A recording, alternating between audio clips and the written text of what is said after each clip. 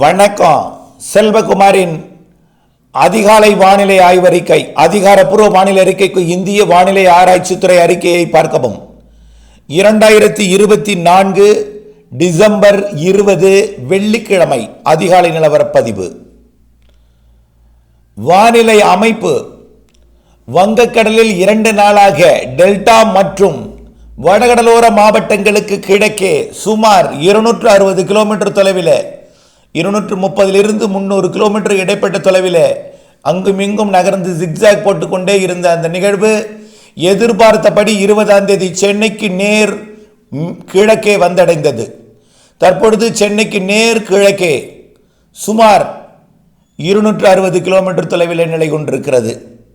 இது பழவேற்காட்டை ஒட்டி பழவேற்காட்டிற்கு நேரே 200 கிலோமீட்டர் தொலைவிலையும், பிறகு வடமேற்காக நகர்ந்த ஆந்திரக்கரையை தொட்டதும் அது திசை மாறி யூடேன் போட்டு திரும்புவதில் மாற்றம் இல்லை.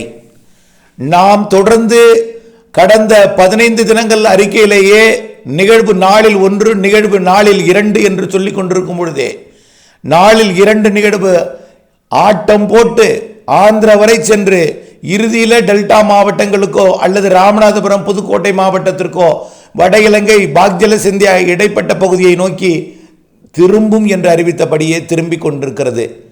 உலகத்தின் வல்லரசுகளின் பல்வேறு மாதிரிகள் குழப்பிக்கொண்டு பல்வேறு மாதிரிகளின் ஒட்டுமொத்தமுமே ஒன்று கூட தமிழ்நாட்டிற்கு மழை பொழிவுக்கு திரும்பி வரும் என்று காட்டாத நிலையில இறுதி வரை காட்டிக் கொண்டிருந்த நம்முடைய ஆய்வறிக்கையின்படியே வானிலையாளர்களின் வரைபடங்கள் மாதிரிகள் திரும்பி வந்து கொண்டிருக்கின்றன. 80% மாதிரிகள் திரும்பிவிட்டன. இன்னும் 20% மாதிரிகள் அது அப்டேட் போட்டுவிட்டால் அதுவும் திரும்பி வந்துவிடும். இப்பொழுது அவர்களுடைய அப்டேட்ஸ் எங்கே இருக்கிறது? செயலிழந்து வட தமிழ்நாட்டிற்கு வரும், பெரிய அளவிலே மழை தராது என்கின்ற அப்டேட்ஸாக இருக்கிறது. ஆனால் திரும்பி வந்துவிடும் என்ற நிலைக்கு வந்திருக்கிறார்கள். புரிந்து கொள்ள வேண்டும் என்பதை. அடுத்தபடியாக மழை பொழிவை பார்ப்போம். டெல்டா மாவட்டங்களில் நள்ளிரவிலே கனமழை பொழிவை கொடுத்தது. டெல்டா மட்டுமல்ல, ஒன்றை அறிவிக்க கடமைப்பட்டிருக்கிறேன். நேற்றைக்கு சென்னையில் கனமழை, அச்சுறுத்து மழை என்று பேசப்பட்ட நிலையில் எவ்வளவு மழை பெய்திருக்கிறது என்று பார்த்தால் கத்திவாக்கம் 36 மில்லிமீட்டர், அவ்வளவுதான் அதிகபட்சமாக. 4 சென்டிமீட்டர் மழை பெய்திருக்கிறது, 36.9 மில்லிமீட்டர். அடுத்த இடத்தை பிடித்திருப்பது திருவொற்றியூர் 12 மில்லிமீட்டர், இவ்வளவுதான். ஆகவே அந்த மழை தான் நாமும் எதிர்பார்த்தோம். நிறைய பேர் கேட்கும் பொழுது அதிகபட்சமாக 10 சென்டிமீட்டருக்கு மேல் பெய்யாது, பாதிக்கும் மழையாக அமையாது என்பதை அறிவித்துக் கொண்டே இருந்தோம். அதன்படியே நடந்து முடிந்திருக்கிற நிலையில நிகழ்வு சென்னைக்கு நேர் இருக்கிற காரணத்தினால சென்னைக்கு இனிமேல் மழை தராது. ஆந்திர பிரதேசத்திற்கும் தற்பொழுது பாலக்காட்டு கணவாயில் இருந்தும் மைசூர் வழியாகவும் மேற்கு காற்று வலுவாக தென்மேற்கு பருவமழை காலத்தில் நுழைவது போல நுழைந்து மேக உற்பத்தியையும் பாலக்காட்டு கணவாயில ஏற்படுத்தி கொண்டிருக்கிறது. தென்மேற்கு பருவமழை காலம் போல். அதேபோல் ஆரியங்காவோ ஆரல்வாய் மொழியிலையும் மேற்கு காற்று வங்கக்கடல் நிகழ்வை நோக்கி வந்து கொண்டிருக்கிறது. இதன் காரணமாக பகலிலே உயர்ந்த வெப்பம், நேற்று பகலிலே மேற்கிலிருந்து வந்த காற்றில் இருக்கக்கூடிய ஈரப்பதம் வெப்பத்தால் லேசாய்க்கு மேலெழுந்து 35 கிலோமீட்டர் வேகத்தில் மேற்கிலிருந்து கிழக்கு நோக்கி, அதாவது ஒரு வாகனம் 35 கிலோமீட்டர் வேகத்தில் பொள்ளாச்சியிலே புறப்பட்டால் எப்பொழுது டெல்டா மாவட்டங்கள் வந்தடையும் என்பதை பார்க்க வேண்டும். 12 மணி நேரத்திற்கு மேல் எடுத்துக்கொள்ளும். அப்படி 30 கிலோமீட்டர் வேகத்தில் வந்த காற்று நள்ளிரவிலே டெல்டா மாவட்டங்களுக்கு நுழையும் பொழுது குளிர்காற்றை சந்தித்து மழை பொழிவை ஏற்படுத்தி கொண்டும் இருக்கிறது. நள்ளிரவுக்கு பிறகு 1 மணி அளவிலே தஞ்சாவூர் மாவட்ட பகுதிகளில் தொடங்கிய மழை மன்னார்குடிக்கும் தற்பொழுது நீடாமங்கலம் கொரடாச்சேரிக்கும் கொடுத்துவிட்டு திருத்துறைப்பூண்டி, ஆலத்தம்பாடி, திருக்குவளை, திருவாரூர் போன்ற பகுதிகளுக்கு இடியுடன் கனமழை பொழிவை கொடுத்து வருகிறது. தற்பொழுது வேதாரண்யத்திற்கும் தகட்டூருக்கும் இடைப்பட்ட பகுதியில் கூட மழை பொழிவு பொழிந்து வருகிறது. இந்த மழை பொழிவு திருத்துறைப்பூண்டி, அதாவது திருவாரூர் மாவட்ட பகுதிகளிலே, அதாவது மேலமருதூர் தொடங்கி திருத்துறைப்பூண்டிக்கு வடக்கே கச்சனம், திருக்குவளை போன்ற பகுதிகளில் கனமழை பொழிவாகவும், திருக்குவளைக்கும் திருவாரூருக்கும் இடைப்பட்ட பகுதியில் இடியுடன் கனமழை பொழிவாகவும் பொழிந்து வருகிற நிலையில் கீழ்வேளூர், திருவாரூர், கச்சனம் மற்றும் மாவூர், வடபாதிமங்கலம் போன்ற பகுதிகளுக்கு ஒரு நல்ல மழைப்பொழிவை கொடுத்து வருகிறது. இது தொடர்ந்து கிழக்கு நோக்கி நகர்ந்து நாகப்பட்டினம், நாகூர், வேளாங்கண்ணி, வேட்டைக்காரன் இருப்பு, தலைஞாயிறு போன்ற பகுதிகளுக்கும் நல்ல மழைப்பொழிவை இன்றைக்கு காலை கொடுக்கும். ஆனால் இப்பொழுது இந்த அதிகாலையில் பெய்து கொண்டிருக்கூடிய மழை பொழுது விடிந்தும் காலை 8-9 மணி வரைக்கும் கூட நாகப்பட்டினம் மாவட்டத்தின் வேதாரண்யத்திற்கும் நாகூருக்கும் இடைப்பட்ட பகுதியில் தொடர்ந்து கொண்டிருக்க வாய்ப்பு இருக்கிறது. அதாவது பள்ளி தொடங்கும் நேரத்தில் பொழுது விடிந்தும் கூட காலை நேரத்தில், அதாவது மயிலாடுதுறை மாவட்டத்தோட தரங்கம்பாடி மற்றும் புதுச்சேரியின் காரைக்கால், மேலும் நாகப்பட்டினம் மாவட்டத்தின் நாகூர், நாகப்பட்டினம், வேளாங்கண்ணி, வேட்டைக்காரன் இருப்பு, திருப்பூண்டி, கீழையூர் மற்றும் திருக்குவளை, திருவாரூர் மாவட்டத்தின் கச்சனம், திருவாரூர் மாவட்டத்தின் திருத்துறைப்பூண்டி, வேதாரண்யம், அதாவது நாகப்பட்டினம் மாவட்டம் வேதாரண்யம் போன்ற பகுதிகளுக்கும், மேலும் பல்வேறு நாகப்பட்டினம் மாவட்டத்தின் பகுதிகளுக்கும் இது காலையில் மழை பொழிவை கொடுப்பதற்கு வந்து கொண்டிருக்கிறது. ஆனால் இந்த மழை தொடர்ந்து பொழியாது, கடலுக்குள் இறங்கிவிடும். மிக மெல்ல 30 கிலோமீட்டர் மணிக்கு என்ற வேகத்தில் நகருகிற காரணத்தினாலே தஞ்சாவூரில் புறப்பட்டால் திருவாரூர் வருவதற்கு 1 மணி நேரத்திற்கு மேல் எடுத்துக்கொள்ளும் என்பதனால திருவாரூரில் இருக்கக்கூடிய மழை மிக மெல்ல நகர்ந்து 1 மணி நேரம் 2 மணி நேரம் என்று நகர்ந்து நீடித்து நின்ற மழைப்பொழிவை நாகப்பட்டினம், வேளாங்கண்ணி வரை கொடுத்துவிட்டு கடலுக்குள் இறங்கி போகும்.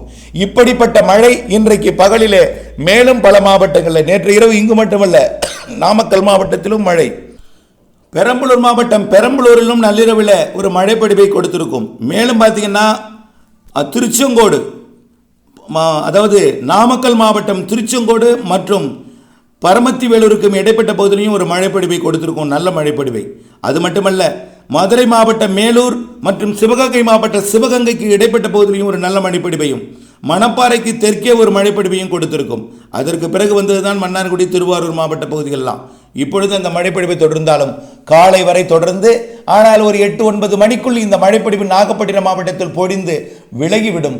மீண்டும் தமிழ்நாட்டிலே இப்படி மேற்கு திசை காற்று நீராவியை சுமந்து வருவதன் காரணமாக கடற்கரையில் நீடிக்கக்கூடிய, அதாவது கடற்கரை ஓரமாக வடக்கிலிருந்து வரக்கூடிய குளிர்காற்று குளிர்வித்து மழைப்பொழிவை கடலோர மாவட்டங்களிலே ஆங்காங்கே ஏற்படுத்தும். ஆனால் தொடர்ச்சியாக பெய்யாது, பாதிக்கும் மழையாக இது அமையாது. ஆனால் நிகழ்வு வங்கக்கடலில் நீடித்துக் கொண்டிருப்பது, அதாவது சென்னைக்கு கிழக்கே 260 கிலோமீட்டர் தொலைவில் நீடிப்பது, பழவேற்காட்டிற்கு கிழக்கே 200 கிலோமீட்டர் தொலைவிலும், நெல்லூருக்கு கிழக்கே சுமார் 75-50 கிலோமீட்டர் வரைக்கும் கூட நெருங்கி வந்து, இல்லாவிட்டால் 100 கிலோமீட்டர் வரைக்கும் குறைந்தபட்சம் நெருங்கி வந்து உடனடியாக அது யூட்டேன் அடித்து 21ஆம் தேதி நெல்லூருக்கு கிழக்கையும் மீண்டும் 22ஆம் தேதி சென்னைக்கு கிழக்கையும், அதாவது இப்பொழுது 260னா அது யூட்டேன் அடித்து வலதுபுறமாக திரும்பி வரும் என்பதனால 300வது கிலோமீட்டருக்கு மேல் 350 கிலோமீட்டர் தொலைவில் சென்னைக்கு கிழக்கே இருக்கும். ஆகையின் காரணமாக இப்பொழுது இருக்கும் இடத்தை விட சற்று விலகி செல்லும் என்பதனால 21, 22 சென்னைக்கு மழை வாய்ப்பில்லை. ஆனால் டெல்டா மாவட்டங்கள் மற்றும் பிற மாவட்டங்களிலே மேற்கிலிருந்து மழை வங்க கடலோரம் நோக்கி வரும். அதாவது தஞ்சாவூரில் புறப்பட்ட மழை வேளாங்கண்ணிக்கு போகும். அதே போல அரியலூர், சேலத்தில் புறப்பட்டால் கடலூருக்கு போகும். இப்படிப்பட்ட மழை வாய்ப்புகள். அதே போல மதுரையில் புறப்பட்டு சிவகங்கை, ராமநாதபுரம் என்று கிழக்கு நோக்கி மழை பொழிவுகள் வரும் என்பதை புரிந்து கொண்டு அவ்வப்பொழுது ஆங்காங்கே இருக்கும் என்பதை நினைவில் கொண்டிருக்க வேண்டும்.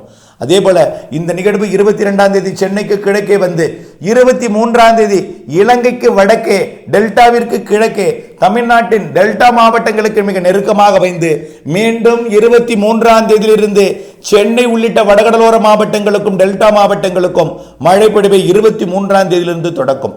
24ஆம் தேதி இந்த நிகழ்வு டெல்டா மாவட்டங்கள் வழியாகவோ அல்லது பாக்ஜலசிந்தி நுழைந்து தென் மாவட்டங்கள் வழியாகவோ அல்லது வட இலங்கை நுழைந்து தென்கோடி மாவட்டங்கள் வழியாகவோ மேற்கு நோக்கி பயணிப்பதற்கே வாய்ப்பு. ஆகவே தற்பொழுது வானிலை மாதிரிகள் வடகடலோரம் வழியாக நுழைந்து கர்நாடக வழியாக செல்வதாக காட்டிக் கொண்டிருந்தாலும் இன்னும் தெற்கே வந்து டெல்டா அல்லது பாக்ஜலசிந்தி வழியாகத்தான் மேற்கு நோக்கி நகரம் என்பதில் மாற்றமில்லா ஒரு கருத்தை பதிவு செய்து கொண்டிருக்கிறேன். தொடர்ந்து 24ஆம் தேதி இந்த நிகழ்வு கரை கடந்து காற்று பாதிப்பை கொடுக்காத மழையை மட்டும் கொடுக்கும். சாதாரண ஒரு நன்கமைந்த காற்றழுத்த தாழ்வு பகுதியாக செயலிழந்தோ அல்லது காற்றழுத்த தாழ்வு பகுதியாகவோ அது மேற்கு நோக்கி நகரும் என்று எதிர்பார்க்கப்படுகிறது. மழை தரும் அமைப்பாக, நிறைய மழை தரும் அமைப்பாக, அனைத்து மாவட்டங்களுக்கும் மழை தரும் அமைப்பாக மேற்கு நோக்கி நகரும். எந்த வழித்தடத்தில் அமைகிறது பொறுத்திருந்து மழையை நீங்கள் சேமித்திடுங்கள் என்பதை கேட்டுக்கொள்கிறேன். மழை பொழிவு இருக்கிறது, முன்கூட்டியே இந்த இடம் என்று சொன்னால் அவர்களுக்கு அந்த இடத்துல நிறைய மழை பொழியும் என்று எதிர்பார்ப்பை கொண்டிருப்பதன் காரணமாக அவர்கள் ஏமாற்றம் பெறும் பொழுது மனவிரக்தியில் வார்த்தைகள் சரியில்லாமல் வெளியிடுகிறார்கள் என்பதன் காரணமாக மேற்கு நோக்கி பயணிக்கும் வழித்தடம் கிட்டத்தட்ட உறுதியாக ஏற்கனவே அறிவித்திருக்கிறேன். அந்த வழித்தடமாக அமைவதற்கே அதிக வாய்ப்பு. ஆனால் தமிழ்நாடு ஊடாக நுழைந்துதான் யூடர்ன் போட்டு தமிழ்நாடு ஊடாக நுழைந்துதான் மேற்கு நோக்கி பயணிக்கும் அனைத்து மாவட்டங்களுக்கும் நிறைய மழை பொழிவுகள் இருக்கிறது. 25ஆம் தேதி கிறிஸ்துமஸ் அன்றும் கூட மழை பொழிவு தெரிகிறது. 26ஆம் தேதியும் மழை பொழிவு தெரிகிறது. 27ஆம் தேதி அரபிக்கடலுக்கு போகும். இந்த நிகழ்வு 27ஆம் தேதி ஒரு நாள் இடைவெளி கொடுத்துவிட்டு அடுத்த நிகழ்வு, அதாவது லட்சத்தீவு மாலத்தீவு இடைப்பட்ட பகுதியில் இருக்கக்கூடிய நிகழ்வு இலங்கைக்கு தெற்கு புறமாக, இலங்கைக்கு கிழக்கு புறமாக தெற்கு மத்திய வங்கக்கடல் பகுதிக்கு வந்து ஏற்கனவே பிலிப்பைன்ஸ் அருகே நீடித்துக் கொண்டிருக்கூடிய நிகழ்வு மேற்கு நோக்கி நகர்ந்து வந்து கொண்டிருக்கிற காரணத்தினாலே அதுவும் வங்கக்கடலுக்கு வரக்கூடிய 27ஆம் தேதி வந்தடைந்ததும் இரண்டும் ஒன்றிணைந்து 28, 29, 30, 31ஆம் தேதி வாக்கில் தமிழ்நாட்டின் அனைத்து மாவட்டங்களுக்கும் மீண்டும் நிறைய மழைப்பொழிவை கொடுப்பதற்கு சாதக அமைப்பை நெருங்கி வந்து ஏற்படுத்தும் என்று எதிர்பார்க்கப்படுகிறது. இரண்டுமே இலங்கைக்கு நிறைய மழைப்பொழிவை கொடுக்கும். இரண்டாவதாக வருவது இலங்கைக்கு நிறைய மழைப்பொழிவை கொடுக்கும் என்பதில் மாற்றமில்லை. ஆக 23ஆம் தேதியிலிருந்து 31ஆம் தேதி வரை மழைக்கு சாதகமாக தெரிகிறது. இதில் 27ஆம் தேதி ஒரு நாள் மட்டும் இடைவெளி தெரிகிறது. அடுத்தடுத்து இரண்டு நிகழ்வுகள், ஒன்று யூடர்ன் போட்டு திரும்பி வருதல், மற்றொன்று ரீ என்ட்ரி கொடுத்தல் என்பதை நினைவில் கொண்டு தொடர்ந்து வானிலை அப்டேட்ஸுடன் இணைந்திருந்து திட்டமிட்ட பணி செய்து லாபம் அடைந்திட அன்போடு கேட்டுக்கொள்கிறேன். நன்றி.